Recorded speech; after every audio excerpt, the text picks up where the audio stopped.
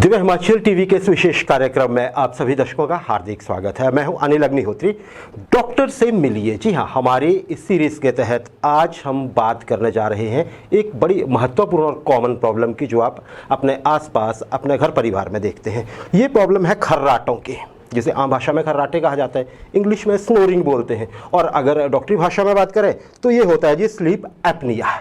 अब आज फिर एक बार हमारे साथ डॉक्टर संगीत वर्मा डॉक्टर साहब हमारे साथ मौजूद हैं इस महत्वपूर्ण विषय पे बात करने के लिए। डॉक्टर वर्मा वरिष्ठ दंत विशेषज्ञ हैं, सीनियर डेंटल सर्जन, धर्मशाला और कांगड़ा में ये डॉक्टर साहब काफ़ी लंबे समय से अपनी प्राइवेट प्रैक्टिस करते हैं, मशहूर डॉक्टर हैं यहाँ के।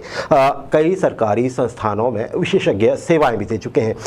ओरल पैथोलॉजी के तहत अगर आप कहें तो ये मुंह की बीमारियों के सुपर स्पेशलिस्ट है। डॉक्टर संगीत वर्मा, आपका बहुत स्वागत है हमारे कार्यक्रम में। जी डॉक्टर साहब, तो आज अगर मैं शुरुआत करूं अपने दर्शकों के लिए कार्यक्रम की, तो देखिए एक आजकल बड़ी कॉमन चीज़ हो गई है आज की भाग दौड़ भरी ज़िंदगी में कि नींद पूरी नहीं हो पाती है। इतना काम है, इतना प्रेशर है हर तरह का, नींद पूरी नहीं हो पाती। अच्छा, नींद पूरी ना हो तो एक जनरल हमें पता है आमतौर पर कि जी दिमाग पे प्रेशर आता है, अगले दिन बेचैनी है और बहुत सी चीज़ें, और लंबे समय तक रही तो बीमारियां और भी बढ़ जाती हैं। नींद ज़रूरी है, हमें पता है, लेकिन क्या दांतों की किसी समस्या की वजह से भी नींद प्रभावित हो सकती है? कृपया दर्शकों को बताइएगा। नमस्कार अनिल जी। सबसे पहले तो मैं समस्त दिव्य हिमाचल परिवार का धन्यवाद करना चाहूँगा कि जो ये डॉक्टर से मिलिए कड़ी में हम फिर एकत्रित हुए हैं, और इस माध्यम से हम अपने जो मेडिकल एडवाइस है वो दूर अंदाज काफ़ी सारे लोगों तक पहुँचा। जी डॉक्टर साहब, पहले पायरिया पे बात हुई थी तो वो भी बड़ा प्रोग्राम पसंद आया था हमारे। मेरा तहे दिल से पूरे दिव्य हिमाचल परिवार का बहुत बहुत धन्यवाद जी, कि मुझे बुलाते हैं, मौका देते हैं, और मैं अपनी जो जानकारी है आपके माध्यम से लोगों तक पहुँचा पाता हूँ। अनिल जी, आपने बिल्कुल ठीक कहा कि नींद बहुत इम्पोर्टेंट है, और जैसे एक कहावत है कि रात को नींद ना आए तो दिन की चैन उड़ जाती है। क्या बात है, बहुत बढ़िया। तो आज हम हमारे दिन की चैन बनी रहे, इसलिए रात की नींद के बारे में बात करेंगे। जी डॉक्टर साहब। तो अनिल जी, नींद जो है वैसे तो अब हमारे शास्त्रों में और वेदों में और इवन जितने भी हमारे आयुर्वेद है उसमें नींद को अपने आप में एक बहुत बड़ी दुआ कहा गया है। जी सही। नींद अपने आप में कितनी बड़ी दुआ है कि आधी बीमारियां अगर आपकी नींद हेल्दी है तो सुबह उठते ही ख़त्म हो जाती हैं। जिसमें आप अपनी स्ट्रेस ले लो, टेंशन ले लो, इमोशनल स्ट्रेस ले लो, टाइर्डनेस ले लो। तो अगर आपने 6 से 8 घंटे नींद, हेल्दी नींद, डीप नींद पूरी की है तो आपको सुबह उठते लगेगा कि जो कल मेरे ऊपर टेंशन थी, स्ट्रेस थी, या जिन बातों की वजह से मैं चिंतित था वो टेंशन, स्ट्रेस मेरी आज आधी से भी कम रह गई। क्या बात है। तो ये नींद इतनी एक इंसान के लिए इम्पोर्टेंट है। जी सही है। क्योंकि नींद के अंदर क्या क्या रहता है कि हमारा ब्रेन रेस्ट में रहता है, और जो हमें हैप्पीनेस और एक वेल बीइंग के लिए ब्रेन केमिकल्स चाहिए होते हैं वो ब्रेन सिक्रीट करता है। अच्छा। और सुबह हमारे जो वो नए सिक्रीटेड ब्रेन केमिकल्स, या जिनकी कई बार हमारी स्ट्रेस, इमोशंस, एंग्जाइटी से डेफिशिएंसी रहती है, हो जाती है, तो वो पूरी हो जाती है, और आदमी फिर सुबह एक बार एकदम फ्रेश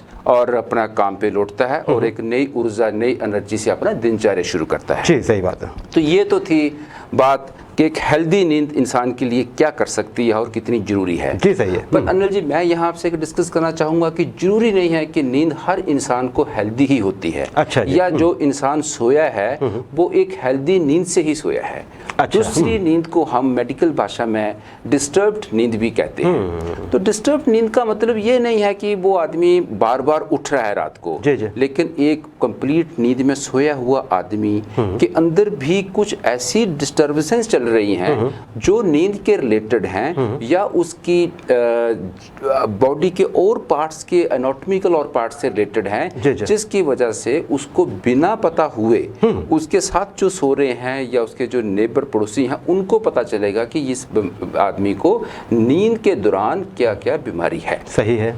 तो ये बहुत इम्पोर्टेंट है आजकल, क्योंकि आजकल के ज़माने में इतनी एंग्जाइटी, इतनी स्ट्रेस है कि मानसिक रोग सारे अगर आप देखें देखें तो सबका जो मूल कारण है वो एक एंग्जाइटी है और Anxiety, स्ट्रेस सही है। है। स्ट्रेस हम लेते हैं और उस स्ट्रेस को जो हमारा दिमाग है वो एक रिएक्ट करके एंग्जाइटी जो इनिशियल लक्षण है और बाद में इवन गंभीर बीमारी जैसे डिप्रेशन तक ले जाता है। डिप्रेशन तो ये तक ले सब जाता है। जी, चीज़ें सही जो है ये हमारी नींद से रिलेटेड हैं।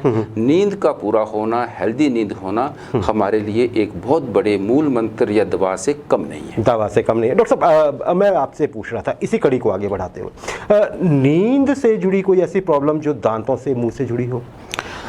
अनिल जी, आपने बहुत अच्छी बात की, बल्कि आज मैं जो यहाँ आया हूँ ये एज अ दंत विशेषज्ञ, मेरा यही फ़र्ज़ है कि मैं एक हमारे जो मुंह के अंदर की जो स्ट्रक्चर्स हैं, जो ऑर्गन्स हैं, उसके साथ ये नींद का क्या रिश्ता है, जी, जी। यही लेकर हम मेन चर्चा करेंगे। हाँ जी, हाँ जी। तो नींद का एक जो मुख्य तौर पे बीमारी है जिसको हम लोकल भाषा में खराटे मारना कहते जी। हैं, और मुझे लगता है हम सबके परिवार में कोई ना कोई कोई आदमी तो मिल ही जरूर जाता है होगा जी, जो आसपास। खराटे मारता है। सही है, सही और है। जिसकी वजह से हम लगता है रात को सारे लोग उसको बोलते हैं कि आप भाई दूसरे कमरे में सो जाओ, जी, आपको जी। खराटे मार हाँ, जो खराटे मारता है वो सोया होता है, सोया बाकी होता है। आसपास के बाकी जरूरी नहीं है आसपास कि के सोए जाग रहे हाँ, होते हैं। जी, सही है। एक्चुअली में चैन उनका उड़ा होता है, वो रात की सही नींद है, पूरी सही कर है। रहा होता बिल्कुल है। सही है डॉक्टर साहब। पर ये जो खराटे मारना है इसको हम स्नोरिंग या अपनी मेडिकल लैंग्वेज में स्लीप एपनिया कहते हैं। Sleep apnoea.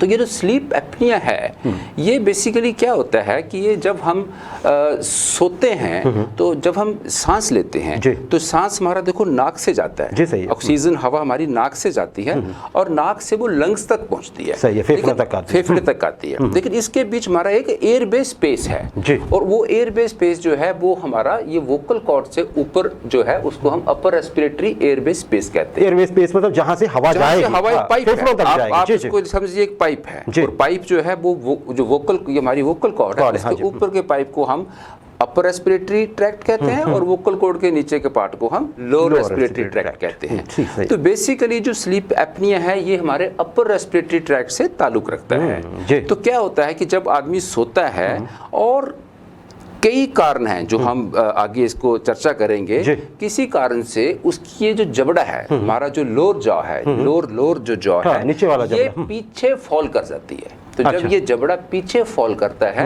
तो वो आप सोचिए जो एयर बेस स्पेस है वो कम हो जाता कम है। हो जाएगा, और सही है। वो जो एयर जा रही है वो जब कम समय से कम स्पेस से गुजरती है तो वो एक साउंड प्रोड्यूस करके निकलती है अच्छा, और वहाँ उस दिक्कत है। साउंड को हम खराटे कहते हैं। अच्छा, अच्छा, अच्छा। तो ये इसका इनिशियल लक्षण है खराटों का और इनिशियल कारण है। अच्छा। पर बात यही नहीं खत्म हो जाती खराटों तक ही, इससे भी कई बार जो गंभीर बीमारी है खराटों से आगे जिसको हम OSA, जिसका मतलब है ऑब्स्ट्रक्टिव स्लीप एपनिया, तो उसमें क्या होता है अनिल जी कि जैसे तो मैंने बताया कि वो एयर स्पेस कम होने से डॉक्टर साहब, इससे पहले कि हम आगे बढ़ें, देखिए आप मैं चाहूंगा कि आप अगले इसमें जैसे स्टेप वाइज हमारे दर्शकों को थोड़ा समझने में आसानी हो। डॉक्टर साहब, आपने ही बता दिया, इसकी कारण क्या है पहले जरा आप ये बता दें अगर, तो ये जो खराटे हैं जी। इसके कारण को अगर आप पहले भी बता चुके हैं तो थोड़ा एक बार फिर से दर्शकों के लिए हाँ, बताइए। खराटे हुआ या जो मैं एक नई आपको इसका सीरियस बीमारी का जो नाम लिया मैंने, ऑब्स्ट्रक्टिव स्लीप एपनिया, दोनों के कारण मिलते जुलते हैं और सामान्य कारण हैं। तो इन कारणों को हम अनिल जी 3 हिस्सों में बांटते हैं। जी, जी। एक तो हिस्सा है जैसे हमारा एनाटॉमिकल। एनाटॉमिकल ये होता है कि आपकी बॉडी या फेस के अंदर ऐसे जो ऑर्गन्स है उसकी शेप कैसी है, उसकी पोजीशन कैसी है, अच्छा। जो हमारे कंट्रोल में नहीं है, जिसको हमारे को भगवान ने वैसा दिया है, जी, जी। लेकिन वो एक कारण तो हैं। ओके। एक दूसरा कारण हमारी आदतें, अच्छा। हैबिट्स, तीसरा हमारा लाइफस्टाइल। जी।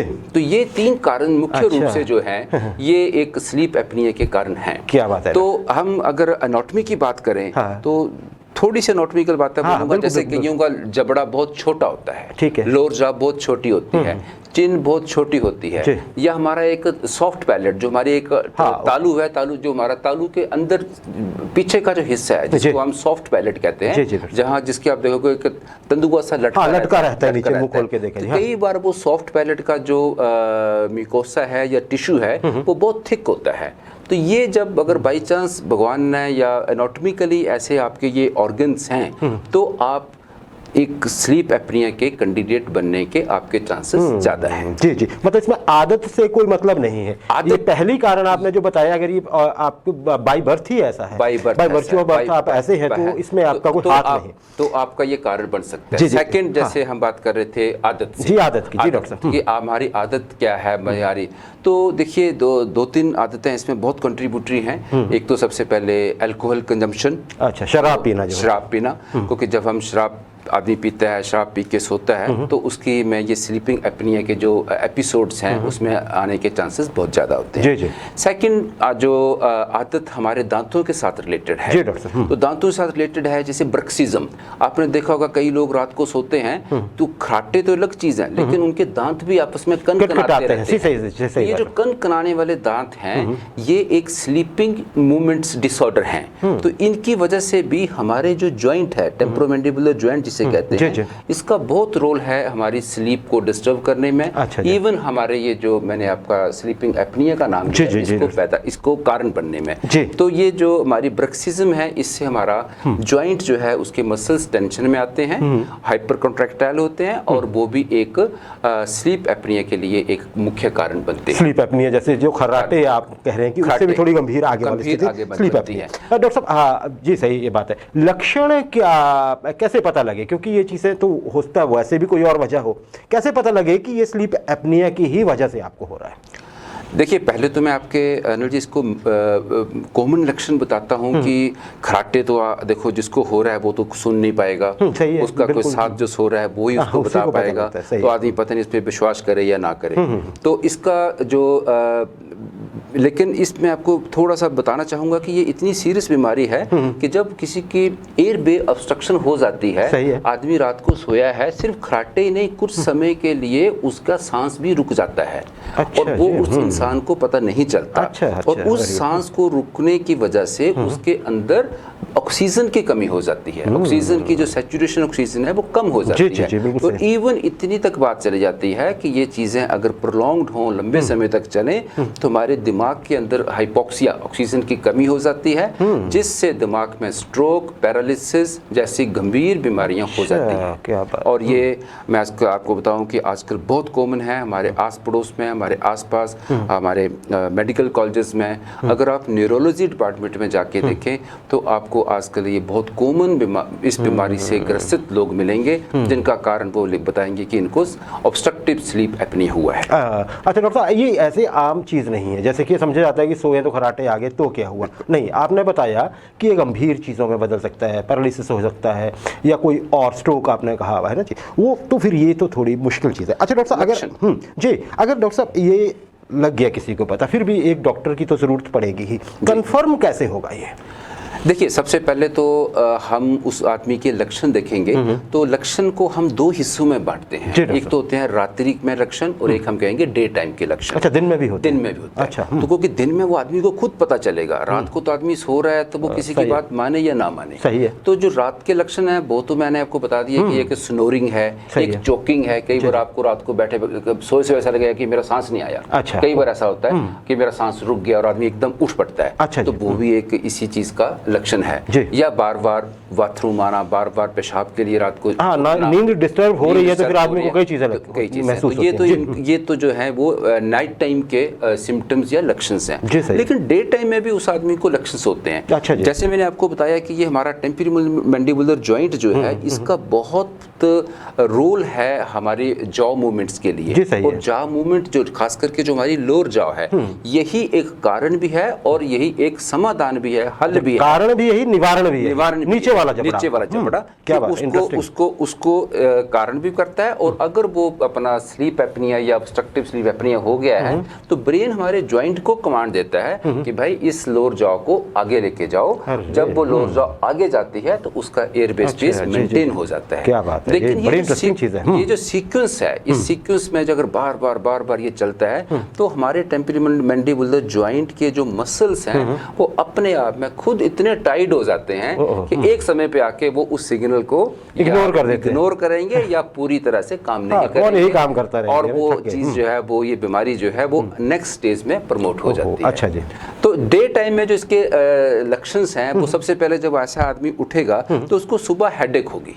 अच्छा, मॉर्निंग हाँ, हेडेक। अच्छा, तो उसको ऐसा लगेगा कि मेरा सिर फट रहा है या मेरी सुबह की हेडेक जो है, क्योंकि रात भर उसका ये जॉइंट की वजह से, टेंशन की वजह से यहाँ सुबह उसको हेडेक होगी। सही है। दूसरा, कई बार आपने देखा होगा कि ड्राइव करते करते किसी को नींद का झटका आया और बहुत बड़ी घटना सुनने में ऐसे आता है कि नींद की झोंका आ गया और झटका आ गया और बहुत बड़ी घटना। तो ये जो नींद का झटका डे टाइम पे आना, ये भी इसी बीमारी का एक डे टाइम का लक्षण है। अच्छा, तीसरा, आदमी वो काम में उसकी रुचि नहीं लगेगी, उसको एंग्जाइटी होगी, उसको थकावट, ऐसा लगेगा कि बेचैनी भी है, बेचैनी, उसको लगेगा कि मैं थका हुआ हूँ, मेरा किसी काम करने का मन नहीं है। तो ये लक्षण जो है उसको डे टाइम है। तो जिनको भी ऐसे डे टाइम के लक्षण हैं और रात को कोई आदमी आपको कह रहा है जो आपके साथ होता है कि भाई आप खराटे भी मारते हो, और आपको खुद लगता है कि यार कई बार मेरा रात को सांस रुकने वाली बात आई और मैं उठ पड़ा, तो उसको इस चीज की कंफर्मेशन के लिए जाना चाहिए। जो आपने मुझे पूछा कि इसको कंफर्मेशन मेडिकली कैसे करेंगे, तो हमारा एक स्लीप स्टडी एक टेस्ट होता है जो एक किया जाता है। तो वो स्लीप स्टडी टेस्ट जब आदमी सो रहा होता है तो उसके दौरान ही होता है। अच्छा, तो वो जो भी टीम इसको करेगी वो आपके घर में आके करेगी। तो उस स्लीप स्टडी टेस्ट को हम फिर दो हिस्सों में बांटते हैं। एक होता है हमारा डायग्नोस्टिक हिस्सा और एक होता है टाइट्रेशन, जिसको हम कहते हैं ट्रीटमेंट हिस्सा। तो डायग्नोस्टिक्स में हम पता करेंगे कि इसको कितने लेवल तक जो है ये स्लीप एपनिया है, अच्छा कितनी गंभीर समस्या है, ताकि उसके अकॉर्डिंगली हम टाइट्रेशन करके उसको इलाज निर्धारित कर सके, कितना चाहिए निर्धारित कर सके। तो स्लीप स्टडी जो है ये इसका एक कंफर्मेटरी मेडिकल टेस्ट है। लेकिन लक्षण दिन और रात के इकट्ठे करें तो हमें बहुत कैंडिडेट ऐसे मिल जाएंगे दिन हमारे आस पड़ोस में ही कि जिनको हमें लगेगा कि इनको ये बीमारी हो सकती है, जो इतनी इग्नोर्ड है या जिसे हम इतनी सरलता से लेते हैं। ये काटे तो कोई बात नहीं, चलते रहते हैं, काम किया है, कुछ खाया पिया है तो खराटे। लेकिन ये बड़ी इंटरेस्टिंग चीज बताई डॉक्टर साहब आपने कि दिन में जैसे झपकी आना है ना, या जो आपने दो चीजें और बताई, ये तो बहुत इंटरेस्टिंग है और बड़ी हैरानी भी पैदा करती है। अच्छा डॉक्टर साहब, ये आपने बताया, बहुत दर्शकों को ये समझ आ गई होगी कि इग्नोर करने वाली चीज़ नहीं है। डॉक्टर साहब, इलाज क्या है? दिक्कत कहाँ आती है? दिक्कत कई बार ये होती है कि हमें पता होता है ये प्रॉब्लम हमें है, फिर हम सोचते हैं इलाज है, लंबा चलेगा, महंगा होगा, या कौन करे इसमें इलाज का प्रोसेस क्या है डॉक्टर साहब इसका? जरा जल्दी इसका सबसे तो अनिल जी, इस बीमारी को पहचानना ही इसका इलाज की पहली कड़ी है। जब हम इलाज को, बीमारी को पहचान लेते हैं और उसके रास्ते में निकल पड़ते हैं तो साइकोलॉजिकली आधे हम ठीक हो जाते हैं। क्या बात। और उसके बाद जो इसके इलाज है वो हम सबसे पहले कंजर्वेटिव ट्रीटमेंट जो हम करेंगे, तो वो एक तो हम, जैसे मैंने आपको जबड़े वाली बात कही, तो जबड़े के लिए हम एक अप्लायंस बना के देते हैं। ये कोई यंत्र या कुछ? हाँ, एक मुंह के अंदर अप्लायंस लगाने को देते हैं, जिसे हम MAS मैंडिबुलर एडवांसमेंट स्प्लिंट कहते हैं। तो वो एक जो जिसको ये बीमारी कंफर्म हो गई है, तो वो उस रात को अप्लायंस जो है वो लगा के सोता है, जिसकी वजह से उसका जबड़ा जो है वो ड्यूरिंग स्लीप पीछे नहीं जाता। अच्छा। और उसका एयरवे जो है वो मेंटेन रहता है। अच्छा, ये मतलब उससे कोई परेशानी नहीं होती है? उसको ऐसा नहीं है कि उसको ऐसा लगेगा नींद नहीं आ रही है, पता नहीं क्या डाल, उससे कोई परेशानी नहीं, कंफर्टेबल होता है, कंफर्टेबल होता है। सेकेंडली, एक इसका जो मेडिकल लाइन में इलाज है वो एक CPAP करके है, जिसको हम कंटिन्यूस पॉजिटिव एयरवे प्रेशर कहते हैं। तो वो एक डिवाइस होती है जो प्रेशर के साथ हवा नाक की जरिए फेंकती रहती है, और जब आदमी सो रहा होता है तो वो जब नाक से तेज प्रेशर से हवा जाती है तो उसका एयरवे जो है वो बंद नहीं होता और वो खुला रहता है। मतलब ये घर पे इस इंस्ट्रूमेंट का यूज हो सकता है? बिल्कुल बिल्कुल, दोनों का इंस्ट्रूमेंट घर में होता है, क्योंकि ये लंबे समय के लिए पेशेंट को यूज करना पड़ते हैं, ताकि उसकी जो हैबिट है वो भी ब्रेक हो जाए, और अगर उसमें कोई एनाटॉमिकल फॉल्ट है तो उसको फिर हमें सर्जिकली भी करेक्ट करना। अच्छा, अगर जरूरत पड़ती है इसके बावजूद भी तो फिर सर्जरी करनी पड़ सकती है, फिर ये ठीक हो सकता है पूरी तरह? अगर किसी समय पे, जैसे मैंने आपको बताया कि अगर किसी एनाटॉमी, किसी हमारे टिश्यू या ऑर्गन की वजह से है, तो उसको हम सर्जिकली करते हैं, लेकिन कंजर्वेटिवली हम इससे करते हैं। तो एक सबसे बड़ी बात आपको कहना चाहूंगा कि जो बहुत सरल तरीका है, ये तो फिर भी डिवाइसेस हैं, न्यूरोमस्कुलर एक्सरसाइजेस। तो कुछ एक्सरसाइजेस ऐसी हैं जो हर आदमी अपने जहां भी बैठा करके कर सकता है, जिसका बहुत लाभ होता है। अच्छा, तो मैं आपको बड़ी शॉर्ट में ये 3 एक्सरसाइज बताऊंगा कि वो जो आदमी घर में बैठे, ऑफिस में बैठे कभी भी करे, तो उसको अगर आप महीना 2 महीने करते हो तो ये रिसर्च कहती है कि 50% से ज्यादा पेशेंट इस एक्सरसाइज से ही ठीक हो जाते हैं। बहुत बढ़िया रहेगा। तो इसमें कोई 3 एक्सरसाइज हैं। सबसे पहले एक्सरसाइज है कि आपने अपनी जीभ को फ्रंट के जो ऊपर वाले दांत हैं उसके पीछे प्रेशर से लगा के रखना है, ऐसे जोर से, और थूक को अंदर लेके जाना है। अच्छा। तो जब आप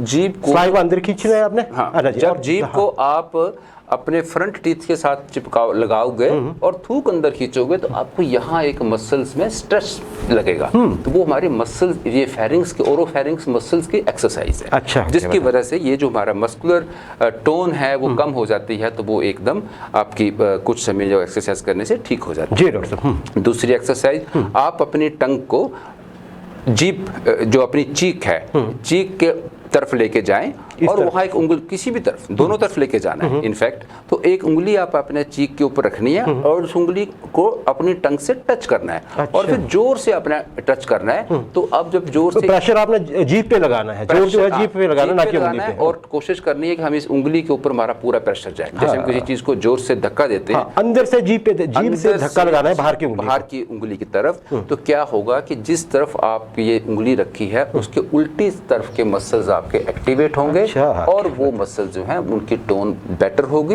और इस प्रॉब्लम को वो हल करेंगे। क्या बात है। तीसरी छोटी सी एक्सरसाइज है कि आप अपनी जो जीभ है उसको कोशिश करो कि बिल्कुल नीचे ड्रॉप करने की।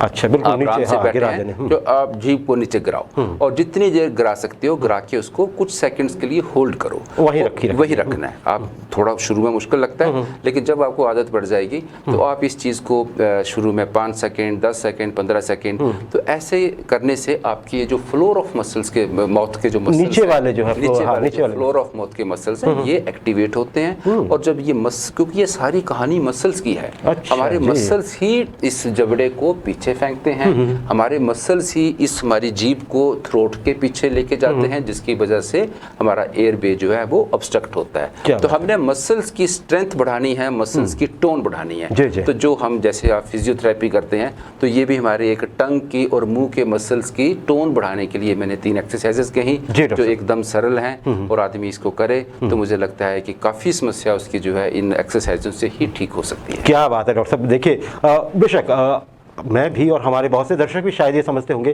कि कराटे एक कॉमन सी चीज़ है, लेकिन जैसे आपने बताया कि स्थिति गंभीर भी हो सकती है। सबसे अच्छी बात जो मुझे लगी आपसे बात करके वो ये कि बेशक कितनी भी गंभीर हो इसका इलाज संभव है और बैठे बिठाए संभव है।